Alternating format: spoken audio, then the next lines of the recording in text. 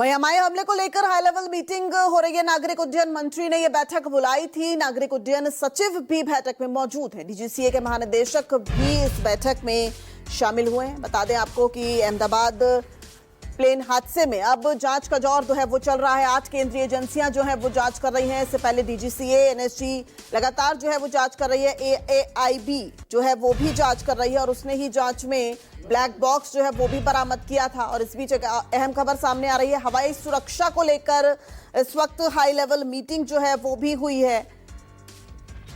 तो दिल्ली में ये हाई लेवल मीटिंग हुई है। नागरिक उड्डयन मंत्री राममोहन नायडू ने ये बैठक ली है। इसमें नागरिक उड्डयन सचिव बैठक में मौजूद रहे हैं। इससे पहले आपको बता दें, प्रधानमंत्री नरेंद्र मोदी, गृह मंत्री अमित शाह नागरिक उड्डयन मंत्री से लगातार फोन पर बातचीत कर चुके हैं और किस दिशा में जांच चल रही है उसको लेकर भी बातचीत हुई है। इंद्रजीत हमारे सहयोगी हमारे साथ जुड़ गए हैं ज्यादा जानकारी के साथ। इंद्रजीत, नागरिक उड्डयन मंत्री ने बैठक बुलाई है, नागरिक उड्डयन सचिव इस बैठक में मौजूद हैं। जांच अब किस तरफ चल रही है? इस वक्त तो आप ग्राउंड पर मौजूद हैं। अब और क्या क्या जो है वो जांच में तेजी इससे मिलेगी इस बैठक के बाद? जी बिल्कुल, जांच सही दिशा में बढ़ रही है और रेस्क्यू ऑपरेशन खत्म हो चुका है। हालांकि जो विमान का टेल निकाला जा रहा था तब एक डेड बॉडी और मिली है। इसके अलावा सबसे बड़ी बात यह है कि डीजीसीए और एएआईबी की जो टीम है वो लगातार घटनास्थल पर मौजूद है। फोरेंसिक टीम सबूत इकट्ठा करने का काम 2 दिनों से लगातार कर रही है। गुजरात एटीएस की टीम उसमें शामिल है। इसके अलावा अगर इस पूरे घटनाक्रम की बात करें तो अब जो है डेड बॉडी देने का काम सिलसिला जो है वो शुरू होगा। सिविल हॉस्पिटल से 6 लोगों का की जो डेड बॉडी है उसका जो डीएनए सैंपल लिया गया था उसका मिलान हो चुका है।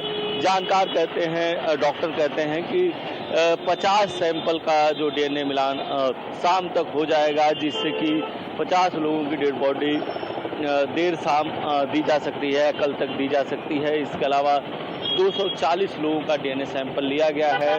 तो एक तरफ जांच चल रही है। जांच के लिए जो जितनी भी एजेंसियां हैं सभी एजेंसियां लगी हुई हैं। खास बात यह है कि ब्लैक बॉक्स कल ही रिकवर कर लिया गया है। हालांकि जो जांच एजेंसी के अधिकारी बता रहे थे कि ब्लैक बॉक्स को लोकेट घटनास्थल के दिन ही कर लिया गया था।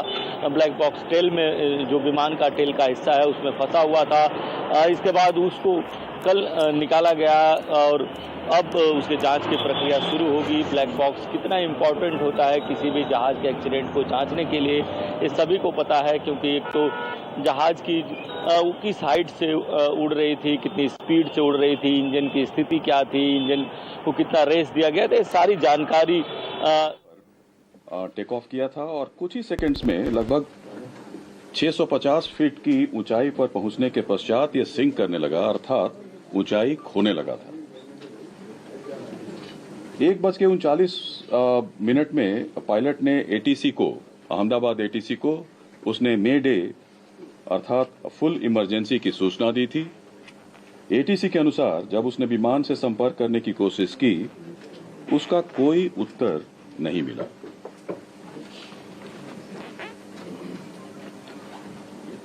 ठीक 1 मिनट के बाद यह विमान हमारे एयरपोर्ट से लगे मेधाणी नगर जो हवाई अड्डे से लगभग 2 किलोमीटर की दूरी पर स्थित है, यह विमान दुर्घटनाग्रस्त हो गया था। विमान की कप्तान कैप्टन सुमित सबरवाल थे और प्रथम अधिकारी थे क्लाइव सुंदर। जहां तक विमान के पूरे इतिहास की बात है, विमान ने इस दुर्घटना से पहले पेरिस दिल्ली अहमदाबाद सेक्टर की उड़ान बिना किसी घटना के पूरी की थी। उसमें कोई रिपोर्ट नहीं थी। पेरिस से दिल्ली और दिल्ली से अहमदाबाद सेक्टर की उड़ान बिना किसी घटना के पूरी की थी। और दुर्घटना के कारण रनवे को 2:30 बजे 2:30 में इसको बंद कर दिया गया और उसके बाद सारे प्रोटोकॉल को पूरा करने के बाद 5 बजे से सीमित उड़ानों के लिए अहमदाबाद का रनवे को फिर से शुरू किया गया। घटना 1:40 पे होती है 3 साढ़े 3 घंटे के भीतर हमारे मिनिस्ट्री ऑफ सिविल एविएशन के सारी टीम, पूरी टीम, हमारे आदरणीय मंत्री जो सिविल एविएशन विजयवाड़ा में थे एक इंस्पेक्शन के लिए, वहां से directly minister of state civil aviation जो यहाँ पे हम ऑफिस में थे, हम लोग कंट्रोल रूम पहुंचे और फिर 3 साढ़े 3 बजे के आसपास 5:30-6 बजे के आसपास हमारी पूरी की पूरी टीम, जिसमें डीजीबीएस, डीजीसीए और chairman airport authority of India, senior officers, मैं स्वयं, हम लोग सब लोग वहां पे उपस्थित थे, घटनास्थल पर उपस्थित थे। तुरंत एक हमारे यहाँ जो हमारा नियंत्रण कक्ष कंट्रोल रूम जो है 011246104843 और 9650391859 उसकी स्थापना की गई और जिसमें DGCA, BCS, bureau of civil aviation security, CISF और एयरपोर्ट अथॉरिटी ऑफ इंडिया के, it's a combined team which started functioning almost immediately. और अहमदाबाद हवाई अड्डे का आपातकालीन नंबर और एयरलाइन का जो हेल्पलाइन नंबर था उसको भी हम लोगों ने सोशल मीडिया और पीआईबी के जरिए उसको हमने सबके साथ साझा किया। गुजरात सरकार के जो विभिन्न विभाग हैं, पुलिस विभाग है, fire brigade, medical and health services ने तुरंत राहत और बचाव कार्य शुरू कर दिया था।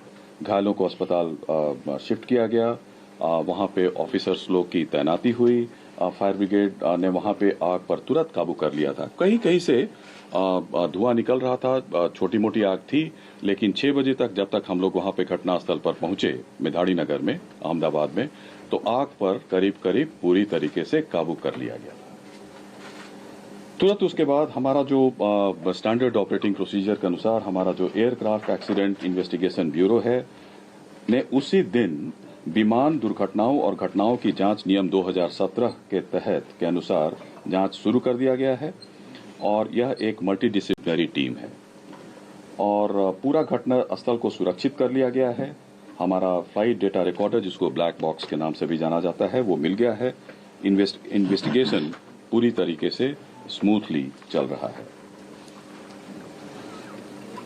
जहां तक एआईबी दुर्घटना के कारणों और तकनीकी पहलुओं पर जांच करेगा, एक और हाई लेवल कमेटी का गठन किया गया है, जिसके बारे में सोशल मीडिया में भी हम लोगों ने इस तथ्य को साझा किया है, गृह सचिव की अध्यक्षता में। इसमें केंद्र और राज्य सरकार के अधिकारी सम्मिलित हैं। यह कमेटी दुर्घटनाओं के कारणों के साथ साथ भविष्य में एविएशन से सेफ्टी और इसको कैसे एविएशन सेफ्टी को और सुदृढ़ और इसको कैसे मजबूत बनाया जा सके, इसकी अनुशंसा करेगी। I stop here and I'll request Honorable Minister Civil Aviation to address the press.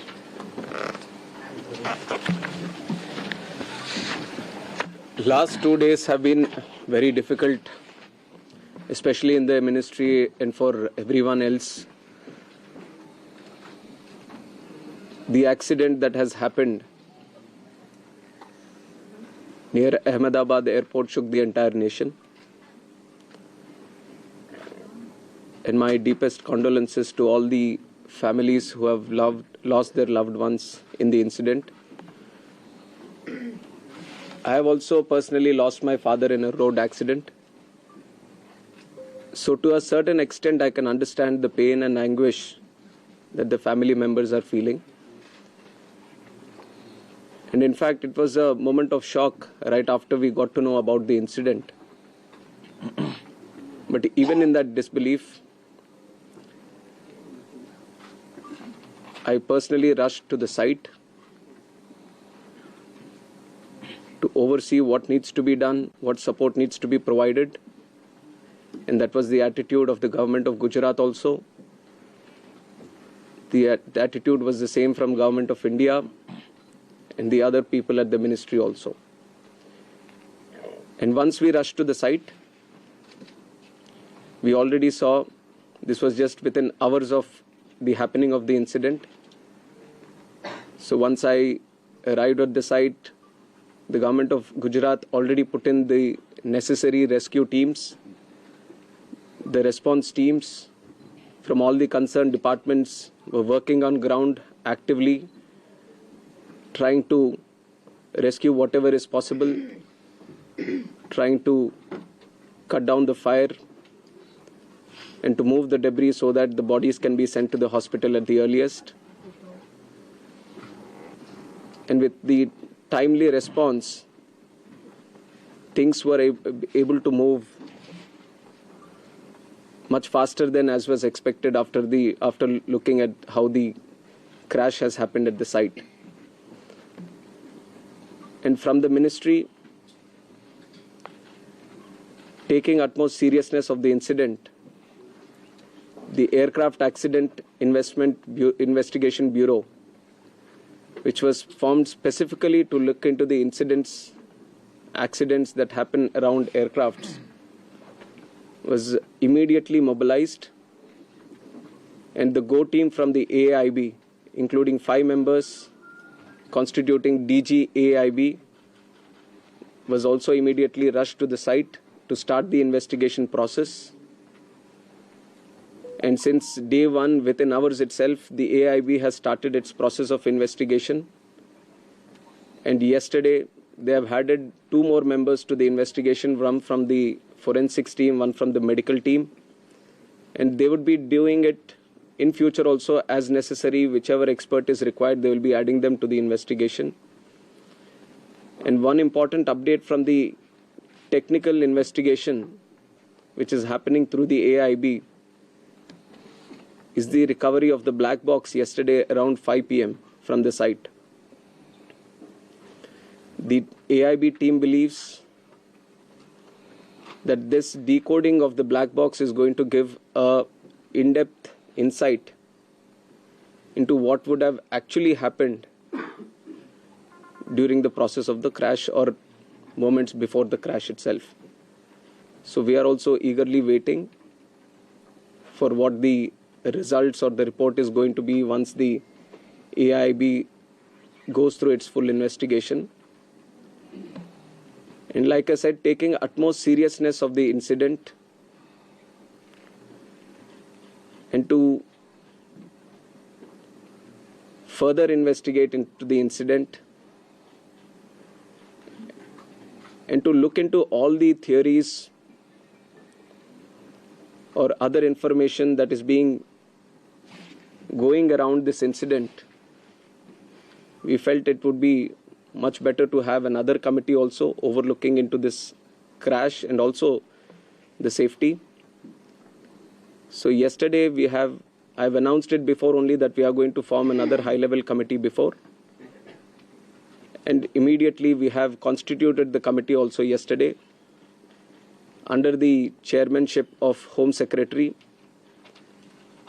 And like our initial thought, we wanted to have experts in the committee from various sectors and not less than any joint secretary level. So accordingly, we have constituted the committee. We have circulated the order also of the high-level committee which is going to investigate this crash. So like I said, the Home Secretary is going to be the chairman of the committee, Secretary Ministry of Civil Aviation, Additional Secretary from MHA, one representative from the state of Gujarat where the incident actually happened, representative from State Disaster Response Authority, Government of Gujarat, Police Commissioner Ahmedabad, DG Inspection and Safety from the Indian Air Force, DG BCAS, which is the Bureau of Civil Aviation Security, DG DGCA, Special Director from IB, and Director from the Directorate of Forensic Sciences Services. So like you see, the composition of the high-level committee involves people from various backgrounds, and the people we feel who can bring in a lot of expertise and value to the committee which is going to investigate in a holistic way into the incident. And we have put a time limit of 3 months for them to sit down, talk to various stakeholders, and involve and discuss with any other important expert that is necessary as per their investigation. And most of the issues that you feel there need to be answers, the committee is also going to strongly pursue these things and will come up with their report. And on top of that, I would also like to say that we have a very strict safety standards in the country also. And many, including the ICAO, many international organizations have also time and again established that. We do have a very strict protocol, robust protocol, which we follow every time. But even after, when the incident happened, we also felt that there is a need to do an extended surveillance into the Boeing 787 series. So from the DGCA, we have also given an order to do the extended